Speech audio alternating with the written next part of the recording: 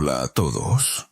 Esta noche vamos a emprender un viaje extraño y luminoso al mismo tiempo, como si nos adentrásemos en un pasillo interminable lleno de espejos que no solo reflejan nuestro rostro, sino también la edad de nuestras neuronas. Puede que no sobrevivas a esta experiencia de la misma manera que entraste, quizás un poco más despierto, quizás con más curiosidad, o tal vez con una pizca de ironía sobre lo que significa hacerse mayor.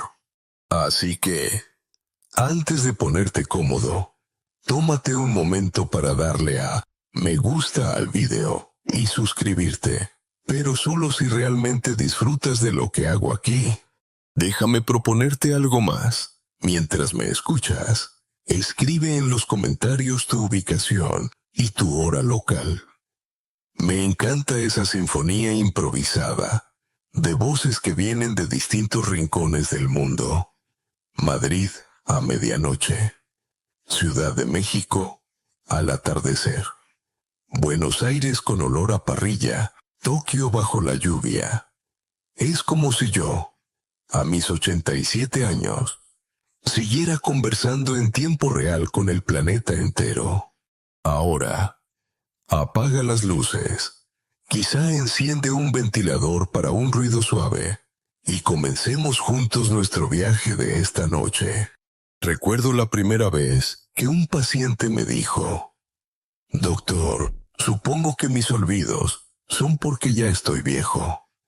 Y yo, mirándole con toda la calma que da el tener arrugas más profundas que los pliegues de una túnica, respondí: «No, no es tu edad, es que tu cerebro está aburrido». Esa frase, tan aparentemente ligera, contiene un filo muy serio.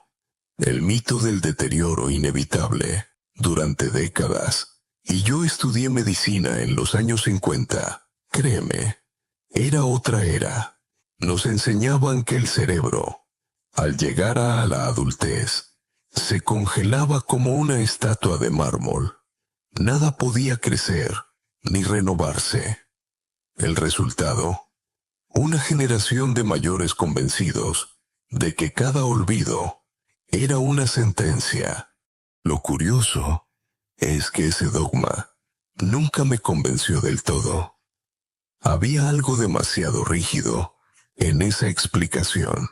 ¿Cómo podía ser que un niño aprendiera un idioma nuevo en 6 meses y su abuelo, que tal vez había pasado la vida descifrando problemas, de repente quedara incapacitado para recordar el nombre del panadero? Me pareció sospechoso. La sabiduría de la vejez nos recuerda que muchas veces lo que creemos natural es solo ignorancia mal disfrazada. En mi consultorio he aprendido que las frases más peligrosas son las que empiezan con «es normal a su edad». Esa coletilla ha frenado más sueños que la burocracia. ¿Queréis un dato curioso? El famoso escritor mexicano Alfonso Reyes llegó a memorizar poemas enteros en griego a los 78 años, cuando sus médicos le recomendaban resignación. Eso demuestra que incluso la filología puede servir de gimnasio neuronal.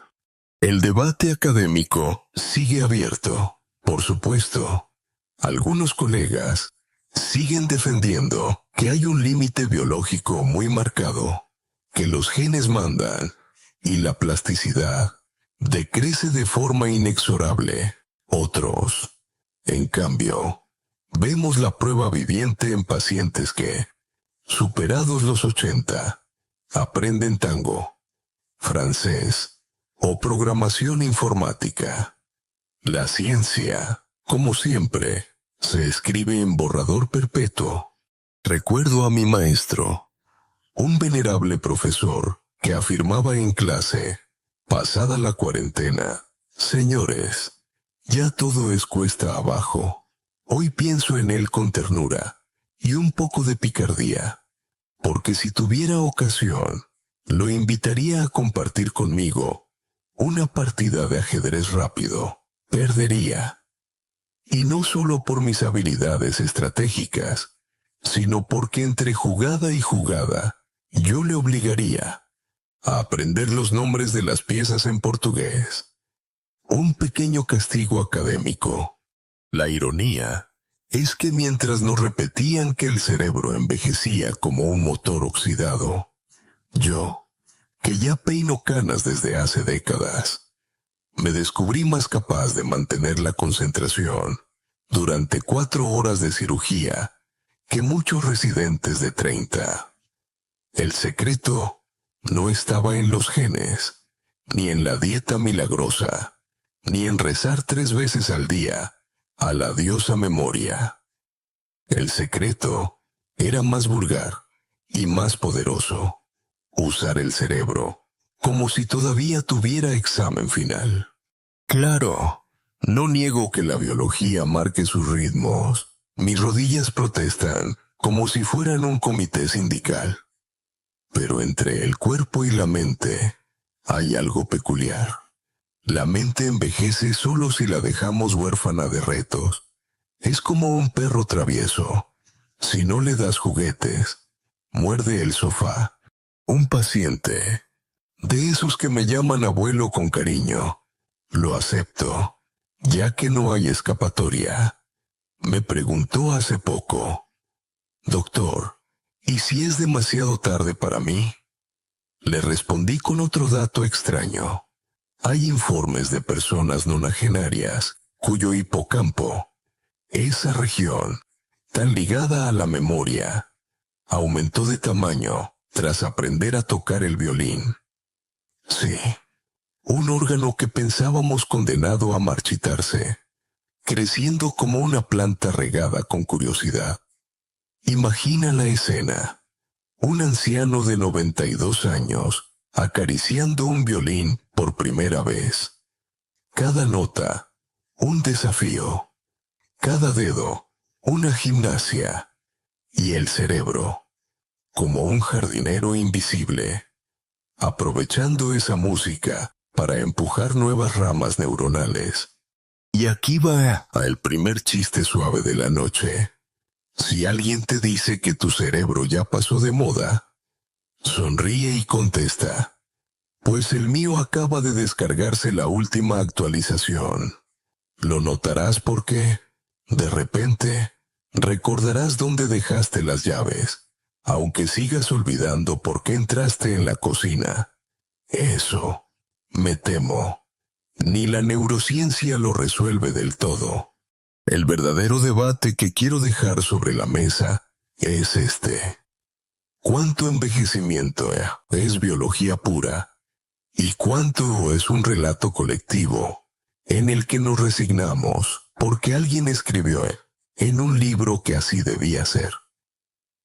Pienso que si empezamos a contarnos otros relatos, que aprender a los 80 salva neuronas del incendio, que cada conversación con un nieto es un milagro microscópico, que leer ciencia ficción rejuvenece más que cualquier crema antiedad, entonces esa historia distinta se convierte en profecía autocumplida.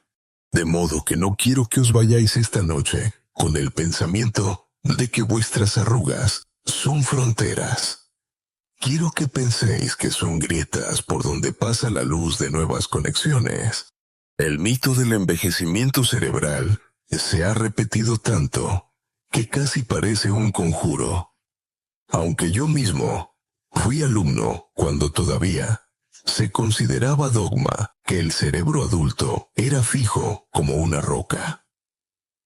La experiencia acumulada en consulta durante 6 décadas derrumbó esa certeza una y otra vez. Cada vez que un paciente cruzaba la puerta con su andar lento y mirada de resignación, venía también acompañado por la frase temida: doctor, me vuelvo torpe, seguro es por la edad. Y yo mordía la lengua para no soltar un otro más contagiado con la maldición del calendario. A lo largo de los años, me di cuenta de que el enemigo verdadero no era el tiempo sino la pausa. Es decir, cuando uno deja de retar a su mente, se instala una especie de polvo silencioso que comienza a cubrirlo todo, como si una biblioteca inmensa dejara de recibir lectores. Los libros quedan, pero ya nadie los abre. Eso fue lo que empecé a ver. Memorias cerradas por falta de uso, no por desgaste de fábrica. Permíteme contarte una pequeña parábola clínica. Había una mujer de 84 años, a la que llamaremos Rosario. Llevaba una década viendo solo televisión, con el mando a distancia, como única actividad voluntaria. Cuando la evaluamos, su memoria inmediata estaba mermada. Olvidaba nombres, direcciones, incluso el menú de aquel día. Lo curioso es que su resonancia mostraba cierta atrofia, pero yo sospechaba que se debía más a la falta de estímulos que a una maldición genética. Le propuse ejercicios suaves, cartas de palabras, pequeñas multiplicaciones, algo de ganchillo y, sobre todo, conversaciones telefónicas con su hija. A los 3 meses, Rosario recitaba refranes con la misma destreza que en su juventud, y en las pruebas de memoria había mejorado puntualmente. La explicación: el cerebro llevaba años esperando que alguien lo sacara a bailar. Aquí está la sabiduría que la edad me ha enseñado. Lo que creemos declive muchas veces es simple falta de entrenamiento. Igual que un músculo enyesado se atrofia, una mente inmovilizada languidece. Eso no significa negar la biología. Desde luego, hay cambios que acompañan a la vejez, pero no son condena absoluta, y ese matiz cambia todo.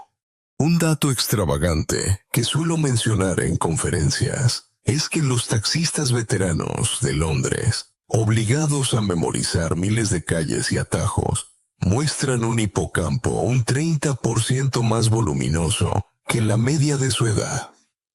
¿Qué significa esto? Que la masa gris se fortalece con la práctica, igual que los bíceps trabajando pesas. Resulta irónico, taxistas que nunca abrieron un tratado de neurología se convierten sin querer en modelos vivientes de plasticidad cerebral. El debate académico sigue candente. Hay quienes aseguran que este tipo de resultados demuestran la enorme capacidad de adaptación del sistema nervioso, defendiendo que mientras se estimule, incluso la ancianidad puede ser terreno fértil. Otros colegas, más tradicionales, replican que sí, que hay plasticidad, pero de poca utilidad clínica. Es ilusión. El deterioro será inevitable. Yo, desde la trinchera del quirófano con cuchillo en mano, me quedo con lo que veo cada semana. Ancianos que recuperan memoria y destrezas después de un programa de retos. Hace unos años, un señor de 92 años llegó a mi consulta. Tenía las manos temblorosas y la familia insistía en que ya no hay nada que hacer. Doctor, yo respondí, ¿quién les ha dicho que el calendario es diagnóstico? Comenzamos con pequeños juegos para tonificar la coordinación. A la 6ª semana, el temblor había disminuido notablemente. Su hija, entre sorprendida y divertida, me preguntó, ¿y esto por qué ocurre? Yo le contesté, porque el cerebro todavía disfruta cuando le das problemas nuevos que resolver. Se porta como un gato curioso. Si dejas ventanas entreabiertas, se escapa a explorar. Aquí entra el segundo chiste ligero. Solemos decir que la curiosidad mató al gato. Yo sostengo lo contrario. La curiosidad fue el único motivo por el cual mis gatos guías y mis pacientes con bastón siguen tan vivos y juguetones. Muchos temen que el entrenamiento sea humillante. Es cierto que al inicio resulta frustrante. Lo mismo le ocurre a un joven que empieza en el gimnasio y descubre que no puede levantar ni la mitad de peso que presume en redes sociales. Pero el progreso aparece de forma acumulativa.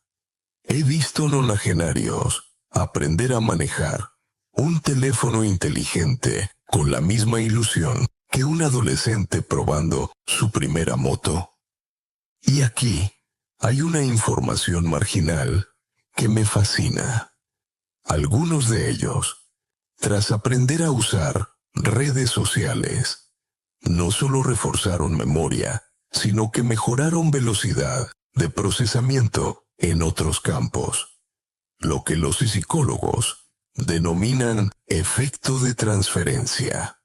En el terreno académico, esto genera interesantes preguntas. ¿Cómo cuantificar esa transferencia? Algunos experimentos controlados con videojuegos para mayores han mostrado incrementos medibles en atención e incluso en orientación espacial, pero aún se debate si esos efectos perduran 20 años o solo unos meses. Durante los congresos, esta discusión se enciende como una partida de cartas trucada. Los defensores muestran datos esperanzadores y los escépticos resaltan la falta de estudios longitudinales. En medio de la sala, yo suelo hacer un guiño cómplice. Mientras discuten si es eterno o pasajero, mis pacientes siguen ganando memoria semana a semana. Para mí, eso basta. Esa es la esencia del mito. Nos hicieron creer que la edad es un sinónimo automático de déficit cognitivo. Yo sostengo que la edad es solo la piel exterior. Lo que verdaderamente manda es el nivel de juego interno que concedemos al cerebro. Si lo invitamos cada día a una fiesta de sorpresas, responderá como un bailarín veterano que aún recuerda los pasos de juventud. Si lo condenamos a la monotonía, se aletarga como un músico sin partituras nuevas. La moraleja es sencilla. Nunca acepte la excusa de «es normal para su edad». Cada olvido puede ser una llamada de atención para añadir un desafío, no un sello de cierre. Y ahí empieza todo el proceso de rejuvenecimiento neuronal. Negarse a participar en el mito.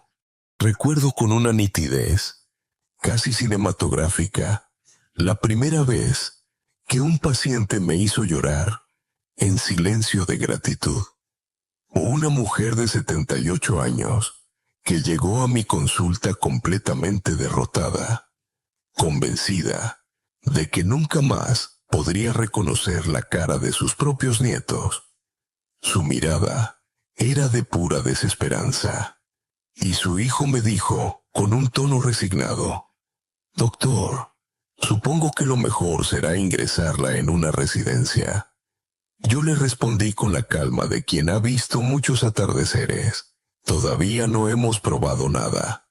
Historias como la de aquella mujer son las que llaman anecdotario clínico en los congresos. Pero para mí representan monumentos íntimos, ladrillos de experiencia que me recuerdan que la medicina no se ejerce en los libros, sino en la carne y los recuerdos de la gente. Le propuse una rutina muy simple de entrenamiento, 30 minutos al día de lectura en voz alta, 10 palabras nuevas cada mañana y juegos de encajar piezas de colores. Al principio, la señora protestaba. «Si esto es para niños, doctor». Y yo, con media sonrisa, contestaba. «Sí. Y fíjese cómo los niños aprenden todo tan rápido. ¿Por qué no robarles un poco de esa magia?» 3 meses después, su mejora fue tan evidente que incluso ella empezó a reírse de sus antiguos olvidos. Pudo volver a cocinar de memoria una receta familiar que había desaparecido de su mente durante años. Cuando lo relató, entre lágrimas, yo fingí examinar mis gafas para que no se notase que se me humedecían los ojos. Así podría enumerar decenas de encuentros similares. Un agricultor de 92 años que aprendió a escribir poemas después de décadas de vida analfabeta, entrenando primero con sencillas adaptaciones en papel pautado. Una señora de 85 que tras 15 años sin leer volvió a devorar novelas enteras. Un señor con Parkinson que, empeñado en volver a usar pinceles, recuperó firmeza en su pulso gracias a horas de pintura atenta. Cada destino me ha mostrado que la neuroplasticidad es terca, como un río que busca nuevas rutas, aunque le coloques muros de piedra. Aquí entra la primera perla de sabiduría en esta sección. El cerebro nunca se cansa de ser estimulado. Aunque la persona sí se canse del esfuerzo, es como una planta de interior. Si uno olvida regarla, parece muerta, pero al darle agua, a veces basta un rayo de sol para que reverdezca. Una curiosidad marginal que me encanta contar es que en ciertos monasterios de clausura se ha estudiado la capacidad cognitiva de monjas centenarias, descubriendo que quienes mantenían hábitos de estudio y oración con lecturas diarias tenían un deterioro significativamente menor que coefráteres menos aplicados. Una mera rutina de cánticos y memorias litúrgicas se convertía, sin que ellas lo sospecharan, en un potente entrenamiento para su corteza cerebral. Lo más bello es que estos casos reales abren un debate académico inmenso. ¿Hasta qué punto podemos revertir cuadros de demencia inicial con estas prácticas? Unos colegas adversarios argumentan que solo retrasamos lo inevitable, prolongando un poco la claridad. Y otros defendemos, con datos en la mano, que incluso en etapas tempranas de Alzheimer hay un mar de posibilidades de recuperación funcional. Aunque la enfermedad avance, la vida vivida con dignidad y habilidades recuperadas ya de por sí es una victoria. A veces, en el hospital, los residentes me dicen, en tono incrédulo, «Profesor, pero ¿de verdad cree que una mujer de 90 años puede mejorar su puntuación cognitiva en 6 meses?» Y yo, imitando a veces la voz de un cómico, respondo, «Si yo puedo recordar vuestros nombres aún, que sois 30 en total, y todos con la misma bata blanca. Imagina lo que puede hacer una abuela con ganas de jugar al dominó». Risas aseguradas y un poco de alivio en ese ambiente cargado de miedo reverente hacia la vejez. Sé que algunos oyentes esperan escuchar solo tecnicismos, pruebas, artículos indexados.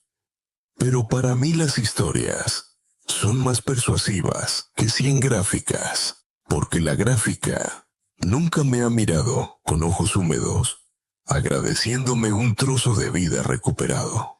Poco a poco, fui elaborando un método sencillo, rutinas cortas, con un trasfondo lúdico y contacto humano constante.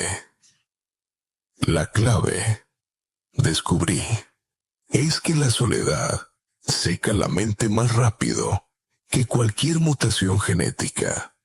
Si a los ejercicios les añadías la risa de un nieto por teléfono o el reto de aprender una canción infantil, el cerebro reaccionaba con fuegos artificiales de plasticidad.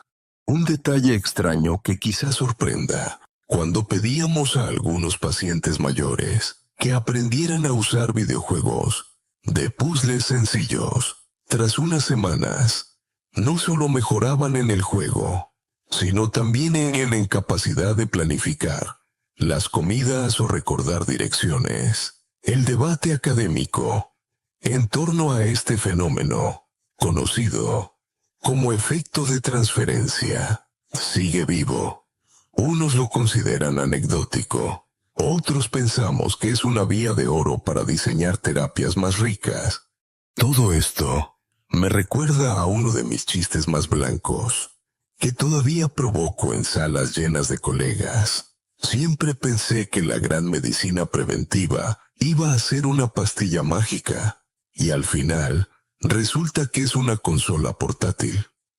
Las carcajadas vienen acompañadas de un murmullo incómodo, porque muchos preferirían que la cura viniera en formato farmacéutico patentable. Lo cierto es que cada paciente recuperado es como una victoria contra el tiempo. Y me repito aquella imagen: las memorias son libros que solo estaban cubiertos de polvo. La mayor satisfacción de mis últimos 30 años no está en los quirófanos, donde cambié vidas, sino en los salones pequeños, donde devolví juegos de mesa, cartas de memoria y hasta poemas olvidados. A estas alturas, puedo afirmar con convicción: los milagros de la edad avanzada no están en desaparecer arrugas, ni en revertir la curva de la columna, sino en la serenidad de una mente que vuelve a reconocerse capaz. Y para eso, los ejemplos clínicos iluminan más que cualquier diapositiva, porque son la prueba palpable de que el mito del envejecimiento irreversible se resquebraja con cada desafío aceptado. Cuando recuerdo mi estancia en California en los años 80, aún sonrío con cierta incredulidad. Aquel viaje cambió mi manera de entenderlo todo, porque allí me topé con lo que se llamaría la revolución de la plasticidad cerebral.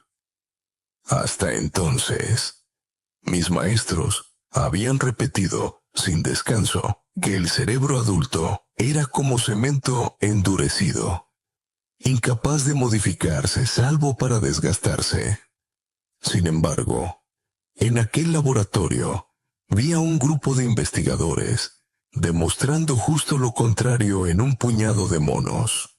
Sus cerebros, aunque adultos, reaccionaban y se reorganizaban cuando se les exigía tareas nuevas o recibían estímulos novedosos. Fue como presenciar la caída de un imperio conceptual.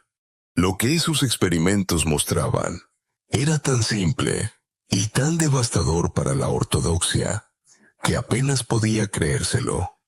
Las neuronas son maleables, incluso entrada la vejez.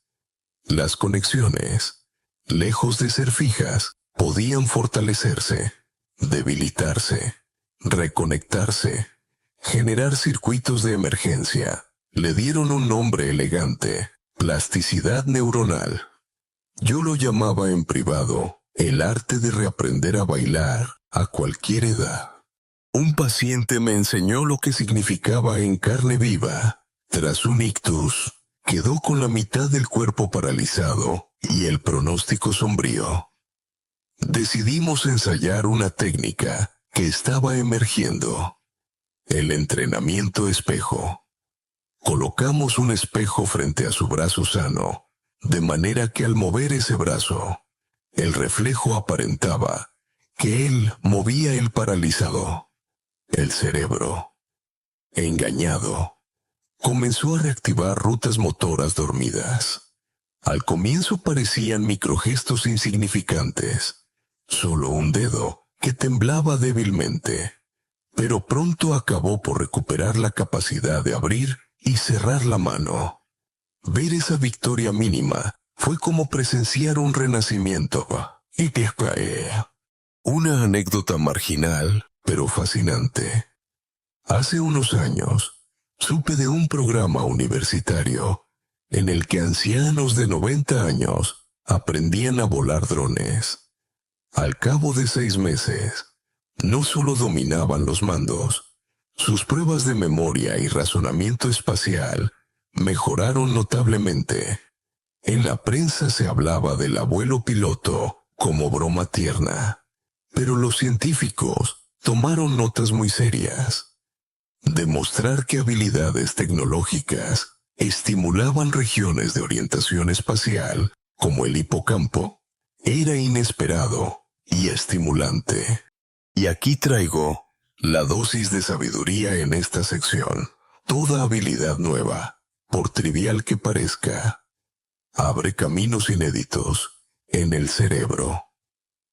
Uno nunca sabe qué puerta mental activa al decidir aprender a tejer, a cocinar una receta de otro país o a memorizar los nombres de actores de cine. El esfuerzo es más importante que la aptitud. Ahora bien, el debate académico sigue abierto y encendido. ¿Puede esta plasticidad compensar plenamente las lesiones graves? Hay científicos que sostienen que sí, que el cerebro crea auténticas autopistas alternativas para suplir zonas muertas. Y otros replican que los circuitos nuevos no alcanzan la eficacia de los originales y que lo único que se logra es un discurso de optimismo. Yo, con los pies sobre el suelo de la sala de rehabilitación, termino inclinándome por lo que veo.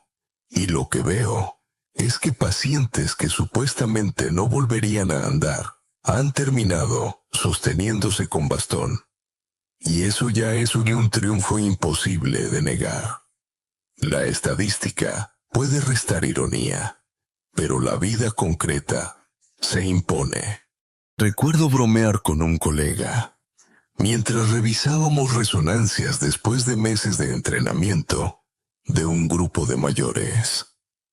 Si el cerebro tuviera página de redes sociales, ahora mismo estaría publicando: cerradas las viejas carreteras, pero nuevas rutas activas, GPS actualizado.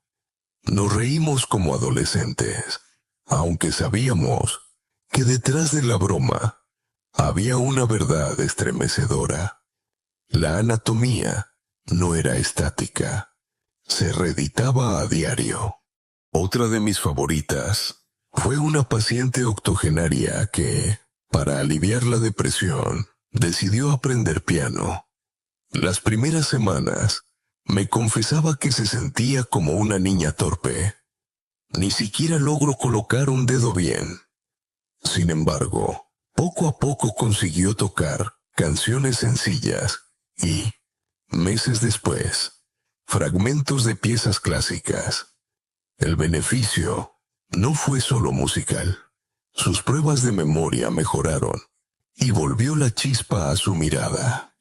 La resonancia posterior mostraba nuevas conexiones entre lóbulos frontales y temporales.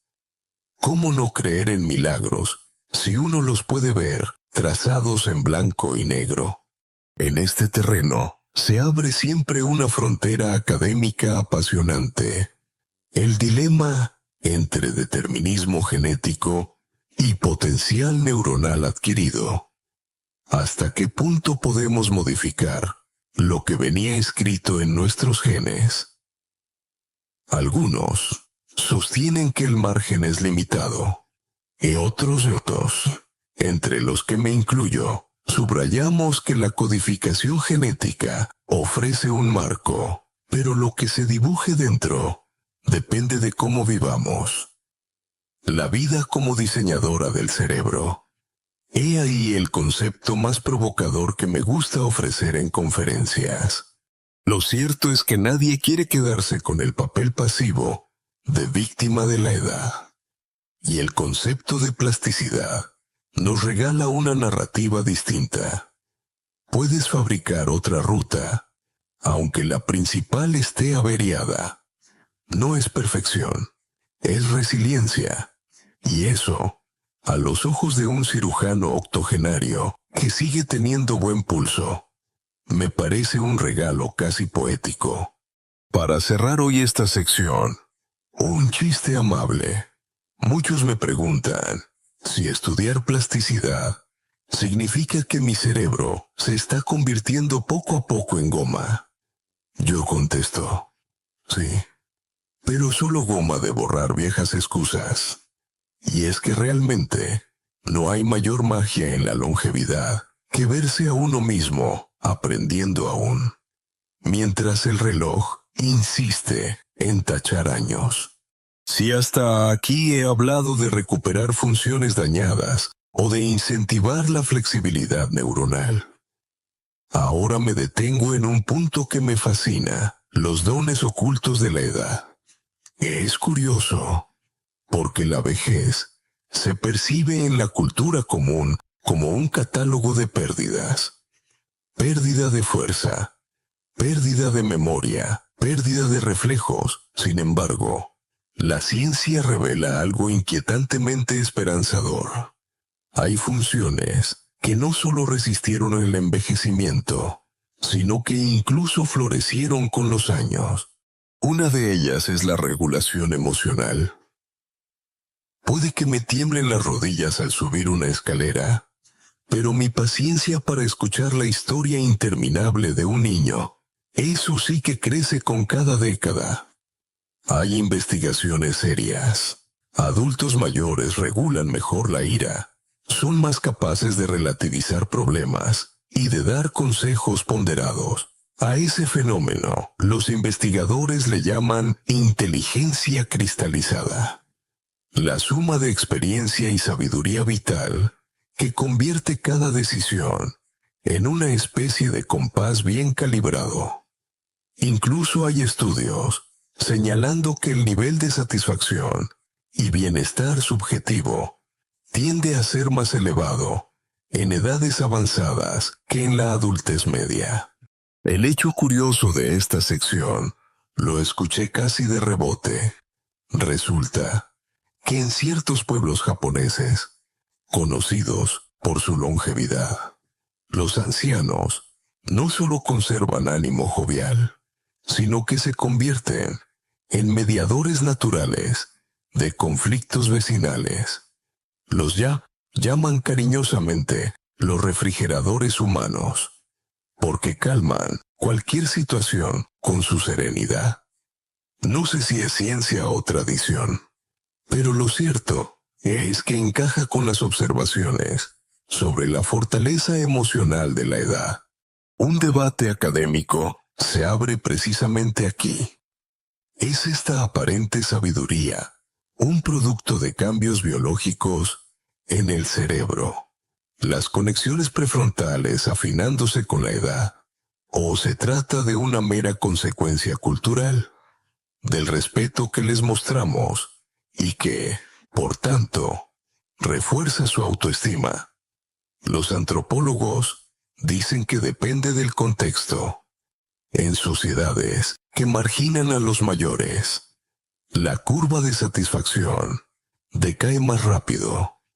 En sociedades que los integran, se eleva el índice de bienestar. Así que quizás el talento oculto de la edad no esté solo escrito en las neuronas, sino en la red social que los rodea. Yo he vivido ambas caras. Colegas que al retirarse de la medicina se apagaron con alarmante rapidez, perdiendo incluso capacidad de diálogo. Y otros que, al jubilarse, decidieron matricularse en filosofía, y 20 años más tarde, seguían discutiendo sobre ética, con la energía de un adolescente indignado. Ellos confirman esa intuición. Ciertas habilidades se amplifican porque la vida entera les sirve de laboratorio. Cuando doy charlas en universidades, los jóvenes me preguntan sorprendidos, pero, doctor, ¿quiere decir que su mente ahora es más sabia que hace 30 años, aunque quizá más lenta? Yo bromeo. Exactamente. Me he convertido en un clásico de biblioteca. Tal vez no corra tan rápido en Google, pero siempre doy la referencia más elegante. Esa carcajada ligera es útil para recordar que la lentitud no equivale a decadencia, sino a otro ritmo. La sabiduría de la edad escondida es esta.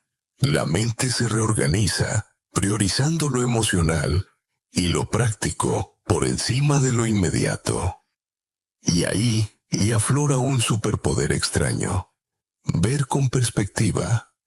Al observar un conflicto profesional o familiar, puedo notar matices invisibles a los 20 años.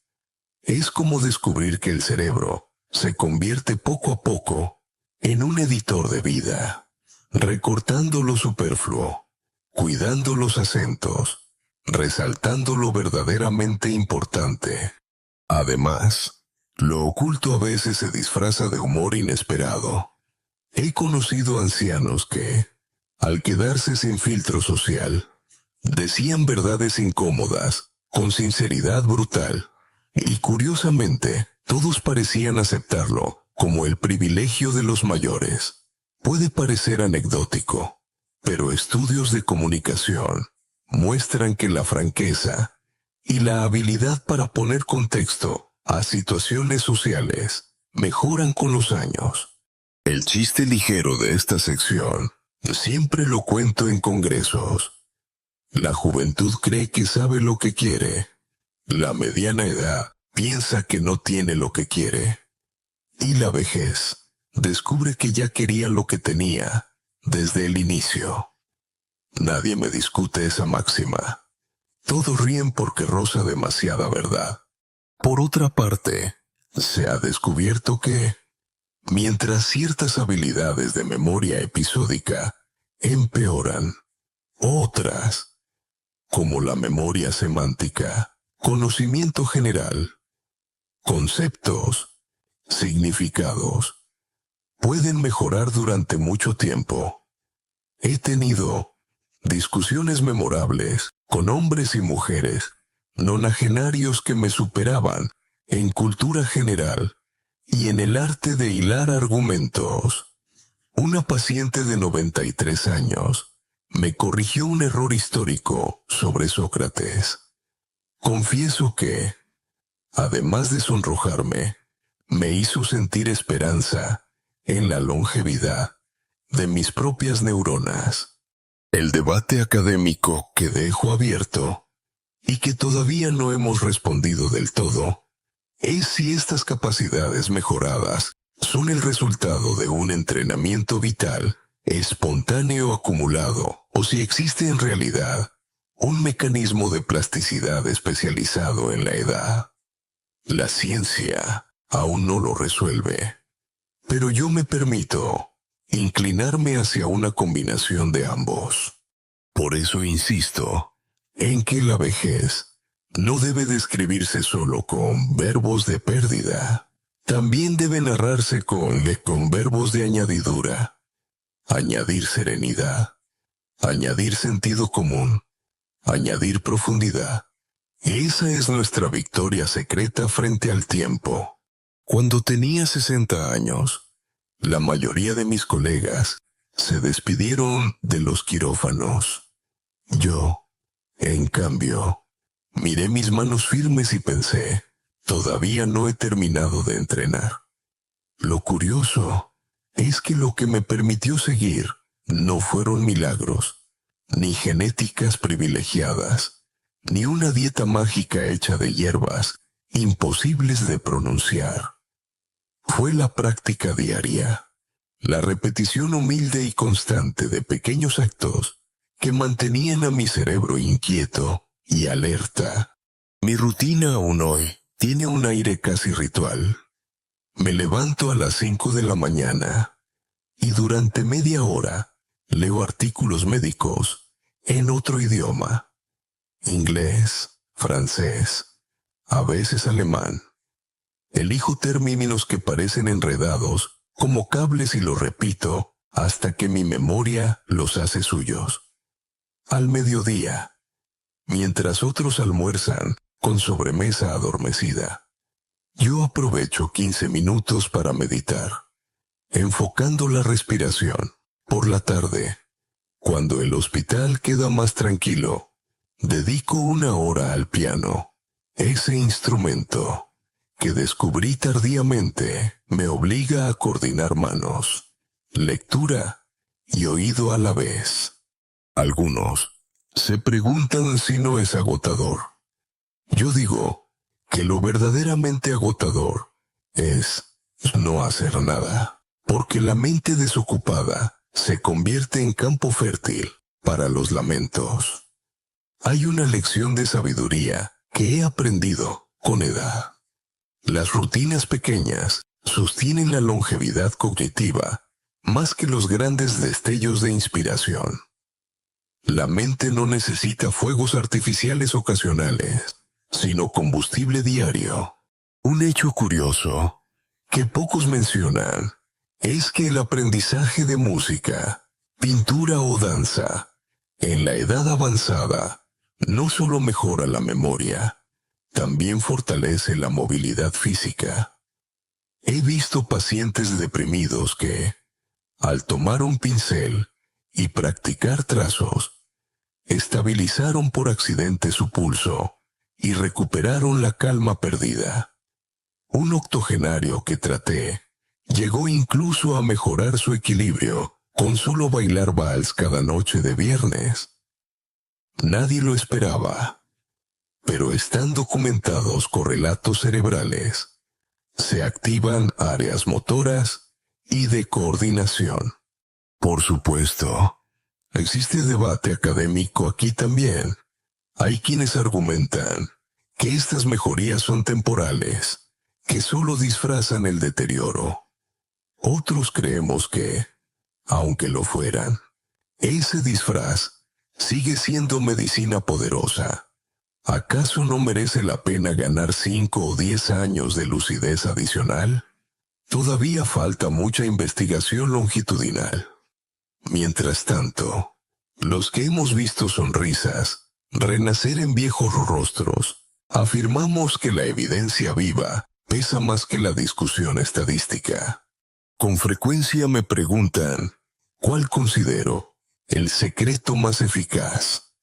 Les respondo con humor ligero, menos café y más conversación. Porque, paradójicamente, lo que más estimula al cerebro no es un suplemento costoso, sino interacciones humanas, reír, debatir, escuchar historias, incluso chismorrear con tono amable. Todo eso enciende áreas cognitivas múltiples. He llegado a recomendar a mis pacientes que se unan a coros, clubes de lectura o hasta clases de cocina. Nada arruina tan rápido un cerebro como la soledad. Recuerdo a un viejo amigo de universidad que se retiró, convencido de que, al fin, descansaré. Abandonó toda actividad intelectual. Una década después, le resultaba difícil seguir una conversación. En contraste, otro colega de la misma edad tomó la jubilación como desafío para aprender caligrafía japonesa. 15 años después, seguía sorprendentemente lúcido, escribiendo haikus con una serenidad contagiosa. La comparación me marcó profundamente. El hecho marginal de esta sección me hizo reír. En un ensayo en Estados Unidos, se invitó a mayores de 70 años a aprender malabares con pelotas de colores. El resultado, además de hacer reír a los nietos, aumentaron el grosor de cierta zona occipital implicada en la coordinación visual. Nunca imaginé que hacer malabares, algo tan circense, fuese también fisioterapia para la mente. Al pensar en mis propios hábitos, me doy cuenta de que nunca fueron extraordinarios. Eran simples, sostenibles y casi infantiles. Practicar idiomas, tocar piano, leer con curiosidad, conversar con jóvenes médicos. Esa suma ha mantenido mi cerebro como un motor que, aunque antiguo, nunca estuvo parado demasiado tiempo. Un chiste más que suelo contar en charlas. Mis amigos compran vitaminas, carísimas. Yo compro diccionarios usados. Es más barato, ocupa más espacio, pero rejuvenece mejor el cerebro. Y suele provocar esa mezcla de carcajadas y reflexiones incómodas. La conclusión es que el rejuvenecimiento mental no requiere hazañas heroicas, sino hábitos cotidianos, como cepillarse los dientes. Entrenar el cerebro debe volverse tan rutinario que casi ni se piense en ello. El día que se convierte en costumbre, ya ganamos parte de la batalla a la edad. Aquí, entonces, está la lección cristalina. No dejes que el retiro o la jubilación signifiquen parar. Signifícalos como transformar la energía en otras formas de curiosidad. Si a mis 87 años sigo dictando conferencias y operando, es porque nunca dejé de dar a mi mente una cuerda diaria con la que jugar. Si hasta ahora he narrado historias de pacientes y hábitos diarios, en este tramo quiero ser muy concreto. 5 prácticas sencillas que, si se repiten con consistencia, pueden rejuvenecer el cerebro en cualquier edad. No hacen falta dispositivos costosos, ni máquinas futuristas. Solo constancia, sentido del humor y un poquito de disciplina. La primera es leer historias inverosímiles. Todos tenemos la costumbre de informarnos con noticias realistas, manuales prácticos o el periódico de la mañana. Eso es útil, sí, pero el cerebro aprende de modo más vigoroso cuando se enfrenta a relatos absurdos, fantásticos, llenos de invenciones inesperadas. Una paciente a la que recomendé leer cuentos de ciencia ficción me dijo después de un mes: «Doctor, ahora mis sueños son más divertidos y además no olvido tan fácilmente dónde dejé mis gafas». El hecho científico detrás es que al leer una fábula en la que dragones vuelan sobre rascacielos, no solo se activan áreas lingüísticas, también se encienden regiones motoras y sensoriales. Es un gym cerebral de múltiples músculos. La segunda es trabajar en entornos distintos. Todos nos acostumbramos al mismo rincón de la sala, a la misma mesa, a la misma cafetería. Cambiar de escenario, aunque solo sea leer el periódico desde un parque, moviliza nuestra atención.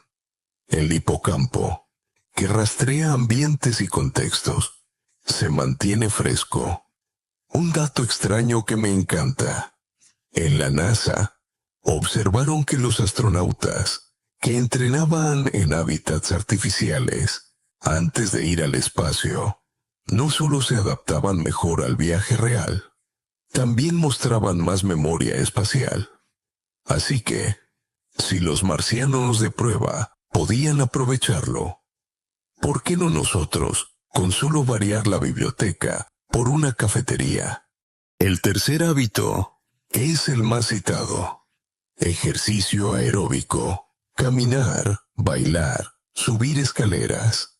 Está demostrado que con tan solo 20 minutos de paseo, se incrementa el flujo sanguíneo hacia el hipocampo y crece la producción de una molécula llamada BDNF, a la que me gusta referirme como fertilizante de neuronas. Incluso se ha comprobado que personas mayores que caminan regularmente pueden aumentar en un 2% el volumen del hipocampo en un año. 2 puntos parecen poco, pero son suficientes para retrasar el deterioro varios años. La sabiduría aquí es recordar que moverse es medicina, no accesorio. La cuarta práctica es hablar en voz alta con uno mismo. Suena ridículo, lo sé. Pacientes me confesaban al inicio: me siento un poco loco repitiéndome frases frente al espejo. Yo les animaba: sigue, porque tu cerebro no distingue si la voz viene de fuera o desde tu interior. Se activan áreas auditivas y lingüísticas, reforzando el recuerdo. Una experiencia curiosa. En un ensayo clínico, ancianos que estudiaban nuevas listas de palabras en voz alta retuvieron un 30% más que quienes leían en silencio. Y además, reírse de la propia voz acompañaba como terapia ligera contra la soledad. El quinto hábito es la respiración consciente. Parece tan básico que muchos lo subestiman, pero respirar profundo, sostener el aire, exhalar lentamente, trae beneficios sorprendentes. Disminuye los niveles de cortisol, hormona del estrés, y activa el sistema parasimpático, relajando el organismo. Los mayores que practicaron apenas 5 minutos de respiración al día durante 2 meses mostraron mayor concentración y mejor sueño. El extra curioso: algunos lograron recordar con más facilidad sueños nocturnos, lo cual indicaba un nivel alto de consolidación de memoria. El chiste que acompaña siempre esta lista es: si combinas los 5 hábitos a la vez, lees un cuento fantástico paseando en el parque, gritas en voz alta fragmentos y respiras profundo entre párrafo y párrafo, tus vecinos pensarán que has perdido la cabeza, mientras en realidad estarás fortaleciéndola. La discusión académica sobre estos hábitos es interesante. Algunos expertos consideran que leer ficción es menos crucial que entrenar habilidades prácticas. Otros sostienen que el cambio de entornos solo produce efectos temporales. Yo prefiero recordar lo siguiente: incluso si fueran parciales, juntos generan un mosaico tan completo que actúa como blindaje. Es como reforzar las paredes de una casa. Quizá pintar solo no la hace más fuerte, pero pintar, reparar grietas, ventilar y limpiar, todo combinado, sí preserva la estructura. Y vuelvo a mi propia experiencia. Estos 5 hábitos los incorporé de manera natural a mis días. Cada mañana leo un fragmento de novelas que rozan la locura creativa. Una vez a la semana, cambio de lugar de escritura. Llevando mi libreta a una cafetería, camino 10,000 pasos diarios, aunque con pausas. A menudo, recito en voz alta ideas mientras atravieso el pasillo del hospital, provocando miradas curiosas de estudiantes de medicina. Y por la noche, practico la respiración 4-7-8 antes de dormir. Resultado: No me considero inmortal, pero sí vivo un estado de alerta mental, 30 años más joven que mi edad oficial. Por eso recomiendo estos hábitos, no como ocurrencias pasajeras, sino como herramientas vitales, comprobadas tanto en laboratorios como en mis propias canas. El consejo de sabiduría final, aquí es claro, convierte cada hábito en ritual agradable. Si lo haces con gozo, tu cerebro lo repetirá con ansias. Y si alguien te mira raro, sonríe. Estás practicando neurociencia en tu salón. Hay pacientes que, por la magnitud de su historia, parecían imposibles y acabaron desmentido cualquier relato trágico sobre la vejez. Son esos casos que guardo como tesoros, porque cada uno se convirtió en una declaración de guerra contra la resignación. Uno de ellos fue un hombre de 82 años, que sufrió una hemorragia cerebral devastadora. Quedó con medio cuerpo paralizado y un pronóstico que no dejaba espacio a la esperanza. Viviría en silla de ruedas. Sin lenguaje comprensible, confieso que incluso colegas me aconsejaron no gastar energías en rehabilitación intensiva, que sería cruel hacerle sufrir ejercicios inútiles. Yo, sin embargo, aposté por un método entonces muy polémico: la terapia de restricción. Se trata de inmovilizar el brazo sano para forzar al paciente a intentar usar el paralizado. Doloroso al inicio, sí, pero a las 3 semanas ocurrió el milagro. Movió un dedo. Tan nimio gesto disparó su motivación. Y medio año después caminaba con bastón. Y al cabo de 2 años, volvió incluso a jugar al golf, con golpes más cortos, pero llenos de orgullo. Aquel señor me dijo un día sonriendo: «Doctor, no soy el mismo de antes, pero soy mejor que el de después de la hemorragia». Era la definición más honesta que jamás escuché sobre neuroplasticidad aplicada.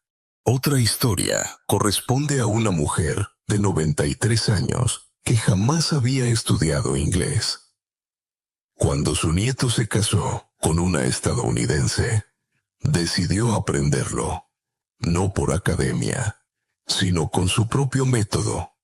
Asociaba cada letra con objetos de su casa. Al cabo de 1 año, fue capaz de mantener una conversación básica.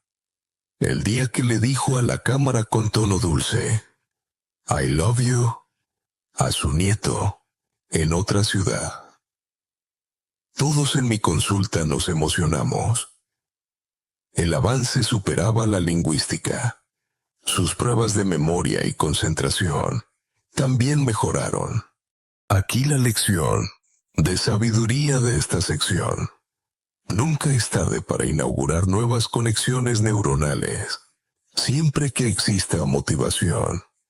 La motivación, de hecho, es el carburante más poderoso para el cerebro anciano. Un hecho curioso relacionado con estos episodios es que algunos investigadores descubrieron que incluso personas de más de 80 años, al aprender un instrumento musical, no solo activaban cortezas motoras, también áreas de recompensa y dopamina asociadas a placer. Es decir, que su cerebro no solo trabajaba, también disfrutaba, como si fuese joven. Un hallazgo pequeño con gran significado. Rejuvenecer no es solo cuestión de esfuerzo, también de alegría. El debate académico alrededor de estas hazañas es candente. ¿Hasta qué punto las mejoras son reales y permanentes? Algunos científicos miden con escalas y afirman que la recuperación rara vez alcanza niveles de juventud plena. y otros contestan que eso es secundario. La pregunta esencial es si la calidad de vida mejora.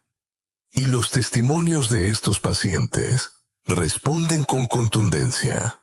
Puede que nunca toquen como pianistas profesionales, pero recuperar melodías ya es motivo de dignidad. Recuerdo también un anciano con Parkinson severo, al que propuse ejercicios en apariencia infantiles, trazar círculos, pasar agua sin derramar, atrapar monedas. Se rebeló. Dijo que eran tonterías. Luego su esposa se unió y lo transformó en una especie de juego hogareño. Se rieron tanto que la terapia se volvió un ritual. 6 meses después, volví a escribir caligrafía básica. Enmarcó su primera obra con un mensaje a su pareja. Te amo. Ese cuadro, colgado sobre su sala, fue una mejoría más poderosa que cualquier pastilla. Y, porque me gusta introducir humor, incluso en este informe vital, cuento siempre otro caso. Un paciente que decidió desafiar su mente memorizando las alineaciones históricas de un equipo de fútbol. Sus hijos reían diciendo, «Papá, eso no sirve para nada». Pero sorprendentemente, tras meses de práctica, mejoró notablemente su memoria de cosas prácticas, como números de teléfono. Yo reí al decirle, «Acabas de inventar la terapia futbolística». La extraña información marginal, que a veces sorprende a mis residentes, viene de un estudio con videojuegos de estrategia militar aplicados a mayores de 70 años. Lo que al principio parecía un pasatiempo frívolo, resultó siendo un laboratorio perfecto para ejercitar memoria de trabajo y planificación. ¿El resultado? Ancianos capaces de trazar itinerarios complejos en ciudades reales con mayor rapidez. El gran debate. ¿Hasta dónde debemos apostar por entrenamientos insólitos o lúdicos con mayores? Un sector médico aún desconfiado considera que son distracciones. Yo sostengo lo contrario. El factor lúdico es el anzuelo más potente para que el cerebro viejo vuelva a jugar como niño. Y cuando juega, crece. He llegado a la conclusión de que los casos extremos de superación no son milagros aislados, sino faros que demuestran lo que todos podemos lograr si eliminamos la resignación. Cada gesto, cada palabra aprendida tarde, son pruebas de que la edad cronológica solo es un marcador externo. La vitalidad interna se decide en la práctica cotidiana. Algo que muchos me repiten en los pasillos es esa sensación de que, a medida que envejecen, los días vuelan cada vez más deprisa. Doctor, cuando era niña, los veranos eran eternos. Ahora los años se me escapan de las manos, me dijo una paciente con expresión de auténtica nostalgia. Esa percepción es tan común que parecía solo una metáfora, pero la ciencia la respalda. El cerebro, cuando se enfrenta a rutinas demasiado repetidas, codifica menos información novedosa y, al mirar atrás, comprime los recuerdos como si toda la semana se hubiera reducido a un párrafo sin variaciones. Aquí está el consejo de sabiduría de esta sección. Para que el tiempo vuelva a expandirse, hay que invitar a lo inesperado en la rutina. Cada nueva experiencia es un marcador que ensancha la memoria y hace que los días se perciban más ricos y más largos. Pienso en ello cada vez que veo a mis nietos. Para ellos, una tarde entera se convierte en un universo. Un insecto que descubren es una epopeya. Un juego nuevo es 1000 historias distintas. Nosotros, en cambio, si no hacemos nada novedoso, comprimimos el mismo día en un bostezo. La información marginal que me divirtió proviene de un experimento en el que adultos mayores aprendieron malabares y, después, se midió su percepción del paso del tiempo. Muchos afirmaron que las semanas del ensayo parecieron más largas, recordadas con detalle y frescura. El simple hecho de lidiar con pelotas de colores cambió la manera en que la memoria cronometra la vida. Un debate académico surge aquí. ¿Es el tiempo subjetivo un fenómeno meramente psicológico? ¿O hay bases neurológicas claras que lo expliquen? Algunos investigadores sostienen que la corteza prefrontal procesa la novedad y, al activarse con fuerza, extiende la percepción del tiempo transcurrido. Y otros argumentan que solo se trata de una ilusión sin anclaje físico. Sea como fuere, lo cierto es que introducir novedades ralentiza la sensación de fugacidad. Suelo decirlo a mis pacientes con humor. Si se les pasa volando la semana, cambien de pasatiempo. Hagan crucigramas lunes, canto martes, jardinería miércoles. Verán cómo el reloj se convierte en un perezoso. Recuerdo un programa experimental con un grupo de mayores en el que durante 6 semanas practicaron entrenamientos multisensoriales, sonidos cada vez más rápidos que debían distinguir, patrones visuales complejos para memorizar y pequeñas tareas de multitarea, como responder preguntas mientras ordenaban objetos. Al inicio, hubo bronca y frustración. Esto es cruel, doctor. No puedo con tanto. Pero en la tercera semana comenzaron los progresos, reacciones más rápidas, mejor memoria inmediata. A los 2 meses, muchos reconocieron que hasta la claridad mental al despertar había mejorado. Uno de ellos, un señor de 78 años, me mostró orgulloso que ahora podía recordar sin ayuda el trayecto de metro con todos sus cambios. Lo divertido es que, según él, lo mejor no era llegar al destino, sino saborear que cada estación era un reto que vencí. Eso, en el fondo, enseña lo esencial. La percepción del tiempo se llena de matices allí donde hay retos constantes. El hecho curioso que enseguida mencionó es que, cuando volvieron a evaluar a estos pacientes, 5 y 10 años después, muchos seguían manteniendo niveles aceptables de agilidad cognitiva. La memoria del tiempo vivido durante el periodo de entrenamientos se sostenía como una película más larga en su mente.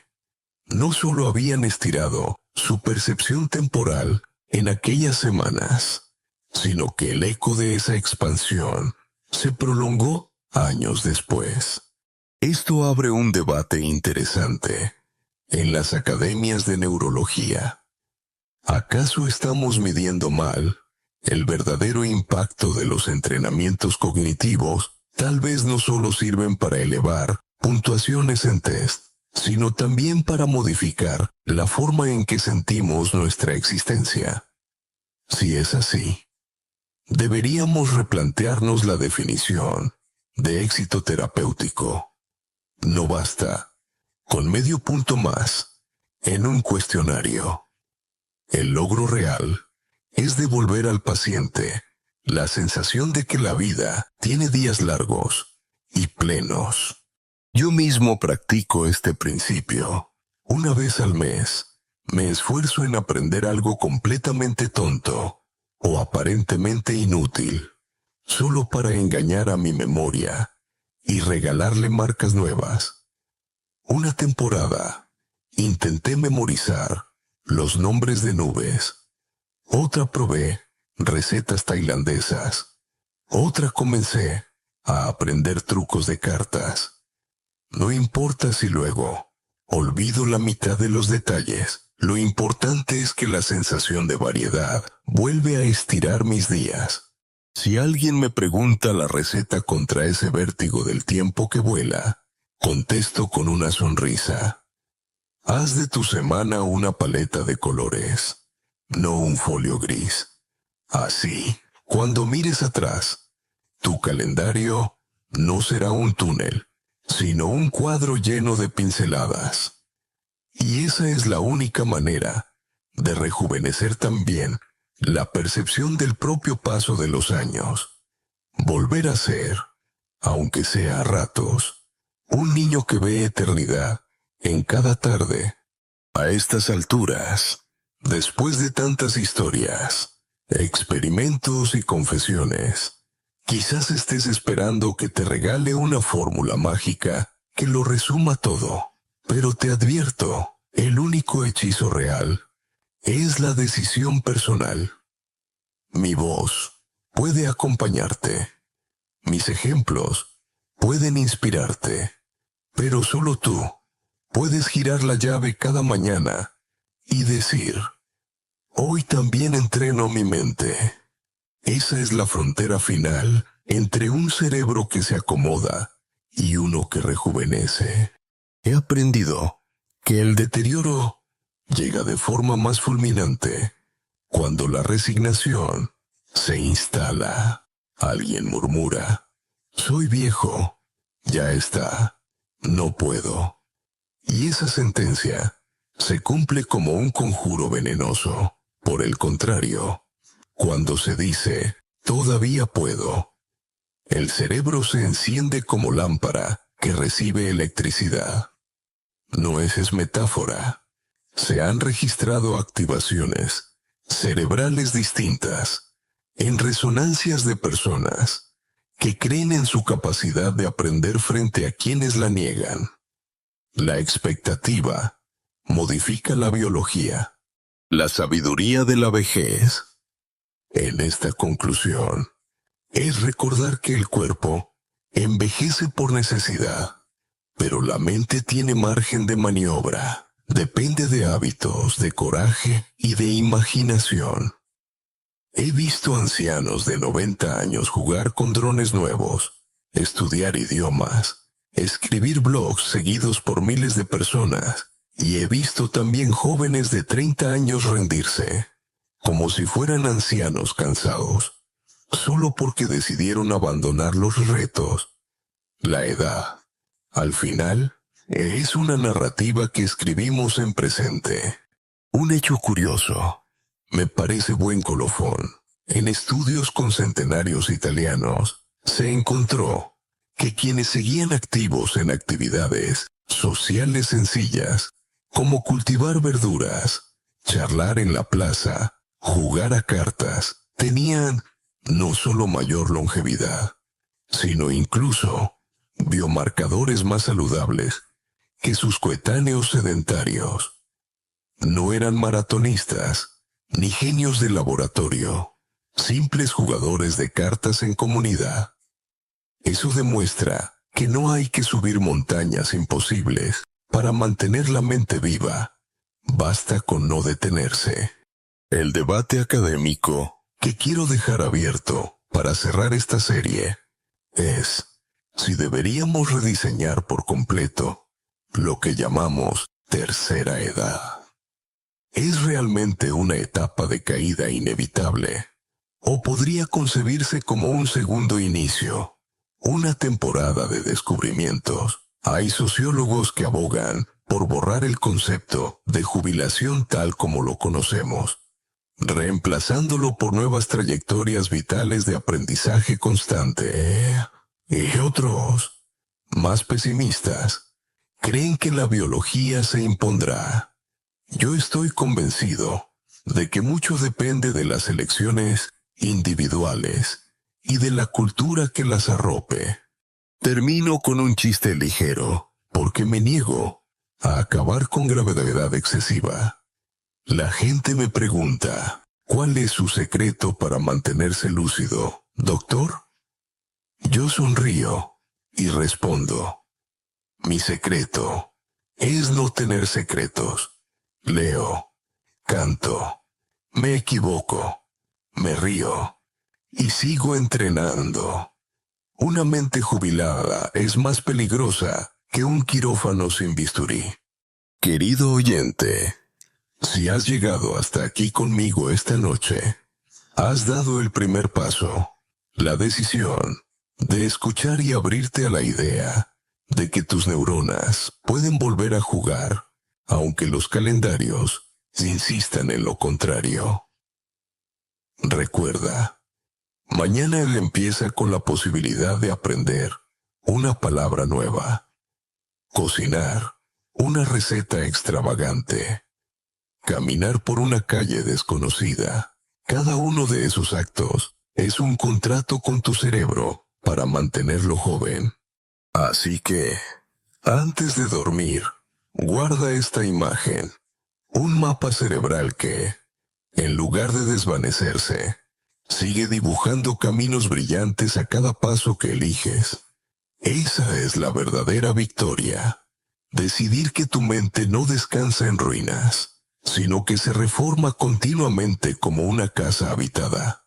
Esta narración nos ha conducido a lo largo de un camino inesperado, desde la demolición del viejo mito que condenaba al cerebro adulto a la rigidez, hasta el descubrimiento casi íntimo de su asombrosa plasticidad. Hemos visto anécdotas clínicas de octogenarios y nonagenarios que recuperaron memoria, lenguaje o motricidad gracias a rutinas tan sencillas como leer cuentos, aprender piano, charlar con nietos o pasear cada día. Hemos recordado que la neurociencia confirmó lo que intuíamos. La mente no deja de cambiar, incluso cuando el cuerpo acumula canas. Junto a esas historias, aparecieron los dones invisibles de la edad, más serenidad, mejor regulación emocional, la capacidad de mirar problemas con perspectiva. No se trata solo de rescatar funciones, sino de descubrir talentos que florecen con el paso del tiempo. El relato incluyó humor ligero, chascarrillos de consulta y hechos marginales sorprendentes. Monjas centenarias que memorizan versículos, taxistas con hipocampos más voluminosos, viejos aprendices de drones que expanden su percepción del espacio. La constante a lo largo de todo el viaje fue la misma. La resignación envejece más rápido que el calendario. Decidir, aprender, moverse, respirar hondo, conversar o incluso leer historias absurdas convierte la vida diaria en un gimnasio neuronal. Sí, la ciencia discute aún entre determinismos genéticos y plasticidad adquirida, pero la práctica real demuestra beneficios palpables. Por eso, el mensaje final es tranquilo y afirmativo. El verdadero rejuvenecimiento cerebral no está en fármacos milagrosos, sino en los pequeños hábitos cultivados día tras día. La decisión es el broche de oro, cambiar el guión propio. Al hacerlo, no solo se estira la memoria y la percepción del tiempo, también se transforma la experiencia de vivir. Fin del guión. Buenas noches.